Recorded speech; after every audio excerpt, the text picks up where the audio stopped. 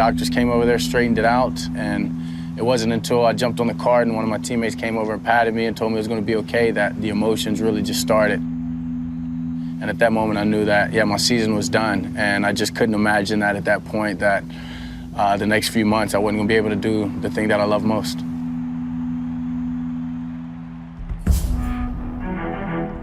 When I had the first surgery, it was an open wound, and they just wanted to go in there and do what they needed to do initially. I thought I was going to be able to start rehab, and yet I had to go back under the knife. So you had 2 surgeries? Yeah, you know, we kept that down. Nobody knew that. And then it became a wishbone.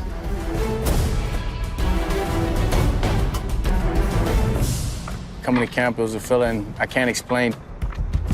Just knowing that I'm healthy, knowing that I'm completely healthy. There was a season of adversity. Now I'm in a season of triumph. That's Dak Prescott, star quarterback of the Dallas Cowboys. That's a 5th-year starter in the face of the most valuable franchise in the National Football League. It's also a man who's been through a lot over the last 18 months of his life. Prescott, the unquestioned leader and the most marketable player on the most marketable team in the most marketable American sport, is at a crossroads in both his career and in his life as he begins the 2021 NFL season. You see, Prescott is not only coming off the loss of his brother to suicide in April of 2020, but the loss of his season due to a catastrophic injury last year. It's that adversity that sets the tone for this season of Hard Knocks. It's that man's voice, that man's journey, and that man's strength, both on the field and off, who will be the difference in a resurgent Dallas Cowboys 2021 campaign or yet another disappointing one. It's America's team, it's America's quarterback, and it's another season of Hard Knocks. Welcome to the Hard Knocks podcast, a joint production of HBO Sports and NFL Media. My name is Peter Schrager. Monday to Friday, I'm the host of the NFL Network's Emmy-nominated Good Morning Football. I'm also now back for the 3rd year in a row as the host of this podcast, where we'll be breaking down each episode of Hard Knocks, offering a little more additional insight than what you're getting just on the screen, and speaking to friends around the league and in the media who have more to add to the storylines that unfold. This week's guest on the podcast is legendary sports writer Ed Werder. Ed is one of the leading voices when it comes to access to the Dallas Cowboys and is a guy who spent 3 decades covering the team and its owner, Jerry Jones. You see, Ed has seen it all, from Troy Aikman to Tony Romo to Dak Prescott. He spans generations and he spans Cowboys history. We're going to get his thoughts on the state of the Dallas Cowboys and the Hard Knocks premiere in just a moment. But first, let's get to what went down in episode number 1. As much as Dak Prescott is the story of the 2021 Cowboys season, he will always be in the shadows, as will any other player to wear the star on his helmet to the team's owner, Jerry Jones. Most NFL franchises would start the season with a few comments from the quarterback, maybe the head coach, maybe a new assistant coach on the staff. In Dallas, it all begins and ends with Jerry, as it should. He's one of the biggest personalities in the NFL. Jerry Jones is also one of the most influential team owners in the game. He's also not afraid to step right up and speak his mind. Never shy for words, Jerry delivers with a season-opening press conference that may as well serve as the Hard Knocks season primer. Let's take a listen. We're back. Here we are. We're back to business. We're back to training camp, getting this team ready to play. I would right now, if I could, and I knew had a good chance to do it, I'd do anything known to man to get in a Super Bowl. That's a fact. And I feel as driven as I was when we first bought the team. And I was scared to death then, I'm scared to death now. And so I do my best work, I think, when it's more positive. And so I need it to be promising, and I need us to have a way to go. That causes me to do stupid things, or it causes me to do excessive things that sometimes really work. I've had a lot of people tell me you're naive. Well, it's a beautiful world. It's a better world to be naive than to be skeptical and be negative all the time. But the thing that means the most to me and I care about, and I could probably be anywhere in the world I want to be right now. I want to be here with our team. There's obviously an urgency to this Cowboys season. Last year was dreadful, and everybody knows it. A 6-10 campaign that ended with a Week 17 loss to a Giants team that didn't even have its best player on the field. But before the football and before all the serious stuff, special teams coach John Fossil gives us a lesson on vasectomies. Yes, vasectomies and reverse vasectomies. Seriously. Take it away, Coach. Okay, so when I got my vasectomy done, I'm thinking, oh my God, this is going to do it. Did you lose your drive, bro? Huh? I told my fiance, did you lose your drive? They said after you get snipped. Sex drive? Yeah. Oh no. Because then you didn't have to worry about those. Facts. Everything is exactly the same. Oh, what? But check it out. So this thing is called the vas deferens. So it's basically what takes the sperm from whatever, your balls, you know. And so all they do is they just cut out a little section of the vas deferens and they sew it together so the sperm just can't pass through. That's what they put it back. What if they put it back wrong and you leaking out the tube? That ain't such a thing. So that's all. Nothing else. Gotta sew it back. Nothing else ever changed. So they just put a little tube in replace of it, huh? What's that? So what happened to that little tube? So when they reverse it, you mean? Yeah. Okay, so I actually don't even know what he did. You gotta slip it out, right? Yeah. So when I got done the first time, I got snip, snap, boom, done. All they do is they just inject you and they kind of just numb. And I'm thinking, Bones awake. so I'm awake. I'm sitting there like kind of like a lady, maybe she's about to get ready to quit her thing. And I'm sitting there and pants are down, and the doctor he said, "I've done this like 2,000 times. We're good." So he's talking about bike riding. He's talking about going for long runs, and I'm sweating. I'm like in my head. Like, There he is. stop talking. Balls in your head. It took like 20 minutes and he was done. Talking this shit. Then when I got that thing reversed, they had to knock me out, and it was pretty much the same procedure. But Oh, you a soldier. Thanks, Coach. Back to the gridiron. How do I make this seamless transition? Here it goes. Speaking of health issues, there's Dak.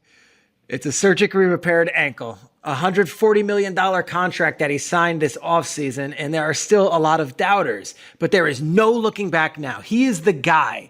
And just as we're getting excited with a Dak Prescott highlight reel from the first few days of training camp practices with beautiful passes and scrambling that looks like it's art and poster-styled beautiful passes to his buddy Ezekiel Elliott at the end of practice, the reality of the NFL smacks us right in the face. It's Dak's shoulder, and it's injured. It's only a strain, but there he is on the sidelines, yet again, an all too familiar sight. The injury leads to the following exchange between head coach Mike McCarthy, the team's trainer, and Dak Prescott. I mean, what's the gain to keeping Dak out here? I'm sorry? What's the gain to keeping Dak out He here? wanted to be out here. That's all. He said I want to stay out. Wait, should we get him in, examine him, start treating him, or? We want us to.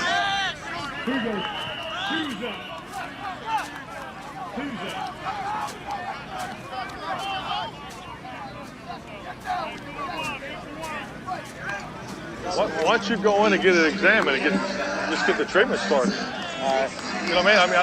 I appreciate you want to be out here, but let's find out what we got. Yeah, I mean, you know. Somebody go get some treatment in the song. Okay, get them going. Coach says it all there. And this is where we're at with the Cowboys in 2021. A quarterback whose figure is omnipresent, but whose presence is what's needed most. A freak shoulder injury at practice? Seriously? Welcome to the world of the Dallas Cowboys, where for over 35 years, veteran sports writer Ed Werder has come to expect the unexpected. To get a sense of where exactly we're at with America's team at this moment in time, I wanted to connect with the man in the media who may know this squad better than anyone else on the planet. When I reach Werder, it's a Monday afternoon, and he's fresh off 2 different trips to Oxnard, California, where the Cowboys are conducting their training camp. All right, Ed, when I had to think of the person in the media who I align with the Dallas Cowboys over not only the last few years, but decades, you're the first person that came to mind. And I figured for the first episode of Hard Knocks, who better to set the stage on the 2021 Cowboys, but also the Cowboys as a whole, and why this season is so significant. So, Ed Werder, I welcome you to the podcast, but I also ask you, what are we expecting from this team, and where are we at State of the Union 2021 Cowboys as the Hard Knocks season kicks off its premiere episode? Well, I appreciate, first of all, Peter, that you've offered me this opportunity and that my brand association is well aligned with Jerry's Football Circus, having them in my backyard for over 3 decades now. I would say, having been out to their camp now 2 times out in Oxnard and watching the Hard Knocks crew integrate themselves out there, there's no question that this is a really important season, for Mike McCarthy as a head coach. His last 2 years that he's coached, his final year in Green Bay when he got fired during the season, and last year with the Cowboys, finishing 6-10, both times, he had significant quarterback injuries, lost Aaron Rodgers in Green Bay, lost Dak Prescott for all but 5 games last year. But given the 6-10, given the fact that he was forced to fire his defensive coordinator and friend Mike Nolan after just 1 disastrous season in which the Cowboys allowed the most points in franchise history, the franchise has been playing football for 61 years, so it's been a while. And they've never been that bad. I think there's a lot of pressure on Mike McCarthy, no matter how it turns out, no matter who's to blame. If there's not success, I think there'll be a very thorough reevaluation at the end of this season about whether he is the right guy going forward. Jerry Jones did fire a coach after 2 years, Chan Gailey. He's always regretted it, but he has set that precedent. So now I think Mike McCarthy's got a really talented team on the offensive side of the ball. And I think hiring Dan Quinn to solve their defensive problems was a move in the right direction, and then devoting the draft to the defense the way they did. I think they see themselves as the Kansas City Chiefs, quite honestly, Peter. They think that they can be great on offense and they can just be good on defense, and that will make them one of the elite teams in the NFL, that formula. Yeah, and it's not a crazy formula to just be good enough on defense. But the first episode, and we've now seen it, it's a lot of Dak, and it's Dak where he's at in his life, Dak where he's at this season, Dak's health. But I ask you, this is now year 5 of Dak Prescott as the guy in Big D. Take us through the last 16 months of Dak Prescott's life and where you think he's at right now.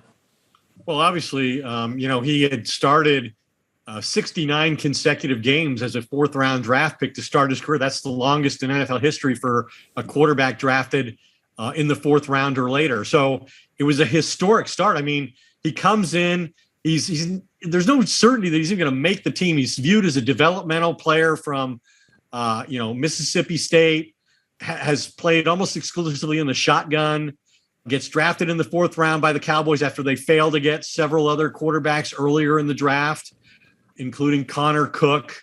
And so they draft Dak Prescott. He's very fortunate in that at the time, Tony Romo is being carefully managed through training camp because of his recent history of injuries and missing games and a back problem. And so when Kellen Moore broke his ankle, now the current offensive coordinator, he was a backup to Dak Prescott in 2016, or to Tony Romo in 2016 when Dak joined the team. He gets hurt. Dak is now getting first-team reps because Romo's missing a lot of practices as they kind of manage him toward the start of the season, which, oh, by the way, they're doing now with Dak. But he gets in the lineup. He wins 11 consecutive games, the most in franchise history, and plays so well. And the locker room and the coaches are so committed to this guy that Tony Romo, franchise record holder in almost every category for a franchise that has Roger Staubach and Troy Aikman as quarterbacks, can't get a shot to get his job back. It's crazy. I mean, that's how well he played. It's the kind of personality and leadership that he provided these guys. And so it's not surprising then, fast forward to last year, he gets hurt against the Giants. And I think it was a psychologically devastating thing to the entire team. And really, they lost their season right then because they had revealed how flawed they were. And Dak was the only one capable individually of concealing all those flaws and making them competitive enough to try to achieve their goals. And so now he's, back trying to overcome that injury. Now he's been shut down because of a shoulder strain. And, the season's less than 30 days away. Yeah. And on a personal side of it, Dak, we get to see a lot of him in this first episode and what he's all about. And we're analyzing the shoulder, sure, but he had a tragedy last April. He got paid this past offseason. Can you take us through kind of those specifics of him as the rookie you saw in 2016 and how this past year might have changed his life in ways that maybe not even he could have foreseen? Well, he's had the great misfortune of, dealing with the death of a close family member because his mom died, Peggy, while he was in college, and he managed to persevere through that. And then his brother died last year, and all at the same time, he's, recovering from the first major injury of his NFL career. He had the worst possible thing happen to him as a franchise tag quarterback. And he's the only franchise tag quarterback in the history of the Cowboys. And he gets franchise tagged, and then he has to deal with the fact that he only played 5 games. And are the Cowboys still going to be willing to commit, a significant amount of money to him at that point, having seen only 5 games and not knowing if physically he's going to ever be the same guy he was before after this dislocated ankle and compound leg fracture?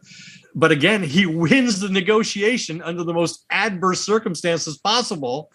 And again, he finally gets paid. When I talked to him out there at training camps, he's beginning his 6th season. He seemed like he was really thoroughly content. He was a guy, in my mind, who had finally had the long overdue contract that removed, any lingering doubt about the Cowboys' commitment to him. And he appeared, fully assured, at least in his own mind, that he'd overcome the leg injury, the first serious injury of his career, and then suffers a shoulder strain. And we have not seen him throw fully since that time. And Troy Aikman, Michael Irvin, both Hall of Fame players who know from experience how this franchise manages injuries with its most prominent players, have expressed concern after visiting Cowboys camp, wondering if the injury is more serious than the team has admitted. In fact, we had Michael Irvin as a guest on our Doomsday podcast last week, and he said, hey, I noticed that Dak would perform a drill and then flip the ball left-handed to the ball boy from 2 yards away. Not a good sign. Right arm. And he said, so how can you tell me if you can't give me 2 yards now, how can I believe that you're going to give me 60 yards against Tampa Bay a month from now?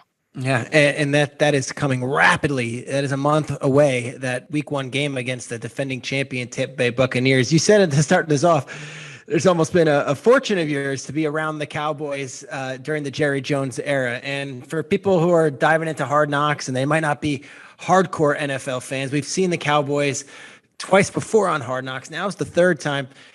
On the 1 to 10 level, as far as the circus goes, how are the 2021 Cowboys looking? There's usually lots of things going on, and Jerry's usually right there out in front. Well, we'll see what the Hard Knocks cameras reveal that we haven't seen to this point. There's always something. But so far, other than Dak's injury, there hasn't been anything that has caused people a great deal of alarm. It was interesting when they started training camp how emotional Jerry was as he talked about his advancing age and the fact that he'd give anything, although I would suggest almost anything is more accurate, to win another Super Bowl. And he basically confessed, in my mind, for the first time, took ownership of the fact that his partnership with Jimmy Johnson, who went into the Hall of Fame, just a couple of days ago, was fractured beyond repair and ended prematurely. And, you talk to those guys, Peter, and it's Darren Woods and Troy Aikman, they all are angry still about the fact they never got to fulfill their potential in the 90s, that they could have been the New England Patriots of now had, that relationship between Jerry and Jimmy worked out. But I think it's been a kind of a calm camp with the exception of, not knowing what the situation really is with Dak. And if Dak's the offensive player everyone's focusing on, amazingly, there's a rookie wearing the number 11, which is not a normal number that we're used to seeing at linebacker, who has been turning heads, and the HBO cameras were fixated on him the entire first episode. Who is Micah Parsons? What are we getting with Micah Parsons? And is this going to be the next great Dallas Cowboys defensive leader? Yeah, well, I mean, there's been every indication of that at this point. And, they had him as the number 4 overall player on their board and as the number 1 defensive player available in the draft. And they picked them. I think that they had probably similar grades on a couple of cornerbacks, J.C. Horn and Patrick Surtain, and they were drafted immediately in front of Dallas. And I think if that hadn't happened, in all likelihood, because of position need, that's the tiebreaker in their draft evaluation system, then I think they would have taken one of the corners over Micah Parsons. But Micah Parsons is a really dynamic player, great speed, quickness. I think some coaches have questions about his ability to cover and drop and play in the box, doesn't have a lot of experience playing middle linebacker, but I think every indication is he's probably going to get more snaps at linebacker as a rookie than any of the returning players, and that would be Jalen Smith, who led them in tackles last year, Leighton Vander Esch, who was a first-round pick, who's had a bad injury history, and then Keanu Neal, who Dan Quinn brought in from Atlanta. I mean, I think Parsons has really looked like a guy who at the very least is going to create pressure on the quarterback. Jalen Smith's a good rusher. I think they're going to have a unique pass rush. Randy Gregory has stood out in camp. DeMarcus Lawrence should be getting back involved here pretty soon now that he's off the PUP list. So, I think Dan Quinn has indicated that he's going to create a lot of different defensive packages around Micah Parsons. And so while it's fully possible, Peter, he starts from, week 1 against Tom Brady and the Buccaneers in Tampa, I think he's going to be heavily involved regardless of what that role is if he doesn't win the starting job. Yeah, and in this premiere episode, we're getting kind of the broad strokes on this team. We're learning about McCarthy and where he's at. We get the Dak Prescott. We get the Ezekiel Elliott. We get the Micah Parsons. But in 2017, I was in Canton, Ohio, that very weekend in August when you were inducted to the Hall of Fame as a McCann Award winner as for your lifetime achievements as a sports writer. Give us a storyline that we should be following for the Dallas Cowboys 2021 team, as we're just one episode down, but we still have several more to go with Hard Knocks. I just think the team's fate really depends on Dan Quinn's ability to get the defense to play at a high level. I think an interesting topic to follow is, you mentioned Ezekiel Elliott. When Ezekiel Elliott joined the Cowboys in 2016, the same draft as Dak, as the 4th overall pick, that was a Jason Garrett team. It was a team that had built around the offensive line, imposing its will. A lot of 3 first-round picks on the offensive line, then Zeke Elliott to come in and pound the football, make big plays, dominate time of possession, protect the defense. Well, that's not the way Mike McCarthy's ever played. Mike McCarthy has always run his offense through his quarterback. And we saw that happen early last year with Dak, and the fact he was leading the NFL in passing when he went down, had 3 450-yard passing games. So I think it's interesting that Ezekiel Elliott, because I think he felt like he failed last year, had his worst season across the board, almost by any measure, had all the turnovers, 6 fumbles, led running backs, didn't have a great year by any stretch. But, again, I think he's down to 218 pounds. He hired a coach in the offseason to work on his quickness. He changed his diet, hired a chef. 218 pounds is the least he's weighed since he began playing football at a high level at Ohio State his freshman year. But my question is Mike McCarthy ever going to run the football enough for Ezekiel Elliott, no matter what kind of shape he's in, to contend for rushing championships? He's won 2 early in his career. I'm not sure McCarthy's ever going to use him enough to give him a chance to do it again. But I think McCarthy recognizes he can be a valuable part of a winning franchise. But I think that's an interesting storyline to watch with Zeke Elliott. Yeah, or justify his high price tag. He won a negotiating showdown 2 years ago over the Cowboys, being paid as one of the highest running backs in all of football. You would argue maybe after last season, he hasn't been a return on that investment. My last question for you, because you're so great. I love reading all your stuff always and listening to you on the Doomsday podcast. And of course, over the years, as you follow the Cowboys, but you always have this personal touch and the storytelling ability. As we're getting to know Jerry Jones at this age and at this stage of his career, can you give us your best Ed Werder Jerry Jones story from over 3 decades of covering the Dallas Cowboys? My very best one. So one of my favorites is back when I began covering the Cowboys, I mentioned this fractured relationship between Jimmy and Jerry. So you were either a Jimmy guy or you were a Jerry guy. And being a traditionalist, I always thought it was kind of Jerry who was crossing the line. So I was kind of supportive of Jimmy's position. And so this was known throughout the Jones family, obviously, that I was more of a Jimmy supporter than I was a Jerry supporter. And at one point, after Jimmy was gone, Troy Aikman was the starting quarterback. He was injured before a Monday night football game and out against Washington. And I ran into Jerry in the hotel lobby. And earlier in the week, as part of our pregame, I had done a sit down with Jerry Jones one-on-one in which I addressed all of his flaws as a general manager, all of his decision-making, all the bad draft picks, the good picks. And he was fairly honest in his appraisal and admitted to some mistakes. So it was pretty good TV. And so I told Jerry, I said, hey, Jerry, that interview we did earlier in the week, it's going to be on ESPN in the pregame show. And he said, what time's that going to be on? It's a great invitation. Said, well, I don't know, but I can find out if you want me to. I'll make a call. I'll find out. And I'll come tell you. And he said, let's do that, Ed. He says, come to my room, come to my suite, and let me know what time that's going to be on. And I said, okay, I'll do that. So I found out, and I go and knock on the door of his suite, and they open the door and they let me in, and the whole Jones family is in the suite, and they're all looking at me like, why is he here? Well, he does not belong in our presence, in our private suite. Why is Ed Werder here? And Jerry, realizing the moment, says, it's okay. It's okay. Ed's doing a real nice story on me tonight on ESPN. Man. And I said, Jerry, I interrupted around. Jerry, I did not say it was going to be. And he said, well, nice in the sense it's going to be 2.5 minutes on ESPN. Just wanted the real estate. You can say whatever you want. As long as it's his face on it, he was cool. Exactly. That sums it up great. Ed, I can't thank you enough. We're one episode into Hard Knocks. We're going to take it all the way through, right up until the final days of cuts. I appreciate you doing this. And real quickly, your under-the-radar personality on this Cowboys team that maybe the NFL Films and the HBO producers can focus on in the last 4 episodes. Maybe Kazi, the safety that came over from Atlanta with Dan Quinn. Okay. Kazi. I'm in. Kazi's going to be our Emmy-winning personality. Ed Werder, thank you. Where can we listen to you on the podcast? Shrakes, thanks for having me on as your guest. I appreciate it. The Doomsday Podcast is available any place, most podcasts, including, I assume, this one. It is awesome. Ed Werder, thank you, my friend. Thanks, buddy. See you during the season. Ed's great. And though he thinks he's seen it all, maybe he hasn't, because Micah Parsons has entered the picture.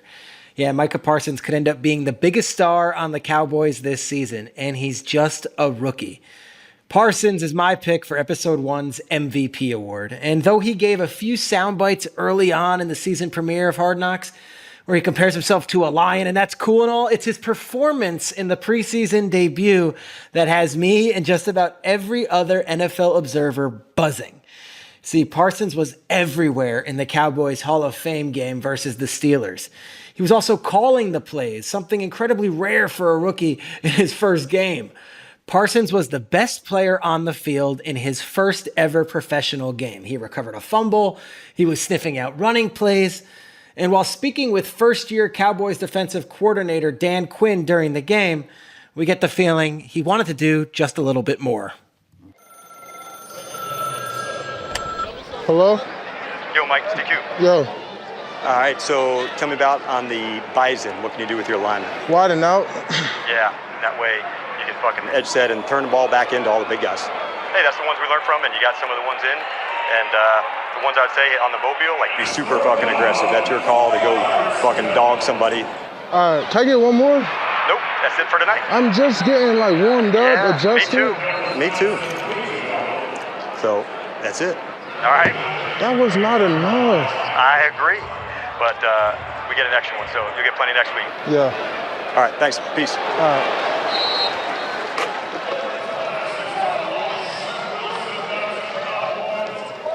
This sucks. Hot too, right? I was just trying to feel comfortable. Corner take the edge. You with me? He wouldn't let you play anymore? Did you ask him? Parsons wanted more, and hey, guess what, Micah? So did we. In addition to naming my MVP, each episode, I would like to wrap the show by giving you something I'm interested in that I believe is worth tracking for next week. This time around, it's that right shoulder from Dak Prescott. Now, I'm not a surgeon, I'm not a trainer, and though I'm not panicking yet, I sure would like to see Dak Prescott throwing again in practice, and throwing a lot. He was back on the field as of Tuesday late afternoon, but it was limited in what he was doing. The season starts in less than 30 days. The Cowboys play Tom Brady and the most feared defense in the entire league down in Tampa Bay that Thursday night. Dak Prescott needs the reps. He needs the practice. The Cowboys need him healthy. If he's not out there, it could be a long, long year for not only America's team, but for Jerry Jones, the owner, as well. And that's it for this week's episode of the Hard Knocks podcast. This show was produced by HBO Sports and NFL Media. Make sure to check out the Hard Knocks Instagram page at Hard Knocks HBO for exclusive clips from training camp all week long.